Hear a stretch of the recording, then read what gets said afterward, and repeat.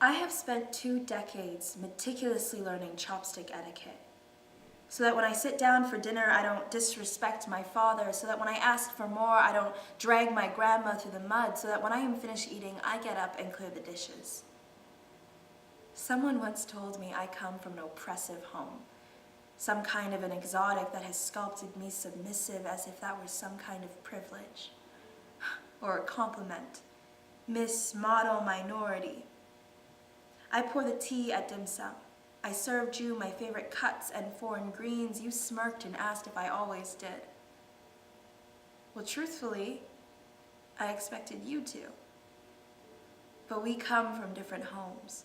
My father, sure to use a shared pair of glistening chopsticks, places the best parts of the meat on my grandmother's plate, places 1,000-year-old egg in my mother's bowl, places hills of vegetables in mine, serving his parents, serving his wife, serving his kids before he even sits. He makes sure that everyone at the table is served before he takes his first bite. I acknowledge my elders. I ask them to eat before I do. I pour the tea. I clear the dishes. I can place my chopsticks using chopstick etiquette, sure to never disrespect my heritage. You are clumsy with yours, placing them head-on towards me. But we come from different homes. You didn't know you were being disrespectful. I mean, do I really believe in all that chopstick bullshit? Maybe. Or not? I was never quite sure. I mean, did I really believe in all that culture, bullshit, all that heritage I never knew? Maybe. Or not? I laugh along as to say, maybe it shouldn't matter. Does my humor invite you? Does my own butchering of heritage, my own disregard of importance, my laughing at my culture make you feel comfortable to laugh too? Tell me honestly, for then maybe I'll realize my own faults. Maybe you'll understand that it's not okay. I did not mean to give you a free pass to butcher me, skin me, head to toe. For then you forget that there's nothing to laugh at how I was raised. Nothing to laugh at, nothing to pity. I got my ass whooped a fair share of times, and maybe I was under the impression we all did. But if you didn't, your parents probably knew their ways in and out of a language you shared, while my grandmother tried to translate broken traditions back and forth as if she were the last thread connecting our roots to my veins. 2 decades of my grandpa's broken English filling in the blanks of my broken Cantonese, but we could tell stories bilingually, flawlessly. We could paint pictures that were felt in our bones. We had the language of silence carefully mapped and flipped on its head. We had blood in our words and tears held behind eyelids that never shut, and sweat forming around all the nooks and crannies of our passions. My grandfather and I, generation gap and all, culture, gap, and all, cried together on his couch about all our lives lived and lives lost. When I visited my parents in Vietnam this summer, I could feel my roots dying underneath me.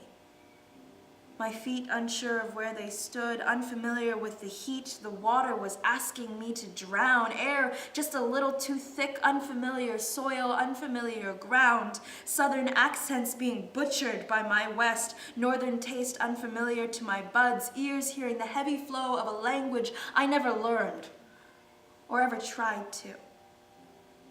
We went on tours of temple after temple of a tradition I had long forgotten. The incense in my hands, ash falling, not knowing what to say or how to say it in a language they'd understand.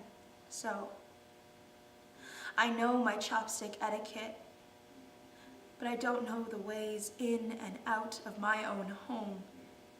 Can't locate where the leaks have been rotting the wood for 2 decades. Never thought to find them. Just uprooted and moved into concrete. But know that roots always find a way. They know their name. They know their call. They know how to grow. Roots know their way home. You don't even have to let them in. They'll burst through the floorboards for all they care. They've been turning concrete into dust just to show you that you've been standing because of them all along. For they know that this will always be their home.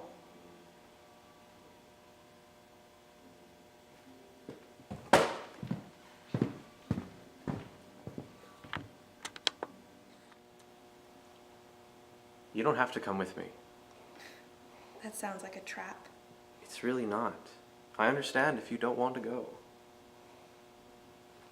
Michelle? It's not that I don't want to go. Then what's wrong? It's that if you tell me to jump, I say how high. If you ask me to run around the world with you, I say lead the way. I'd do anything you want me to do. Look, But it's not what I want. Then what do you want? I want this. I want us. What we have right now. But this doesn't have to change that. You'll still have us, just with more money, more opportunity. But it won't be the same. I grew up not knowing where I was going to live the next month. Not knowing where I was going to sleep the next week. The happiest I've ever been is signing a 12-month lease and knowing I wouldn't have to break it.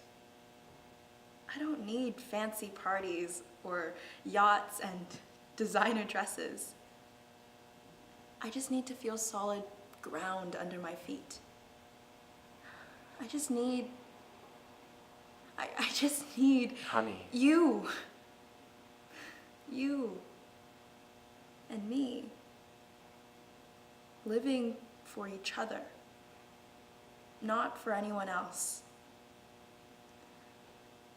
Not for some higher status or the bigger paycheck. Because this is all I ever wanted. But still, if you take the job, I'll be by your side.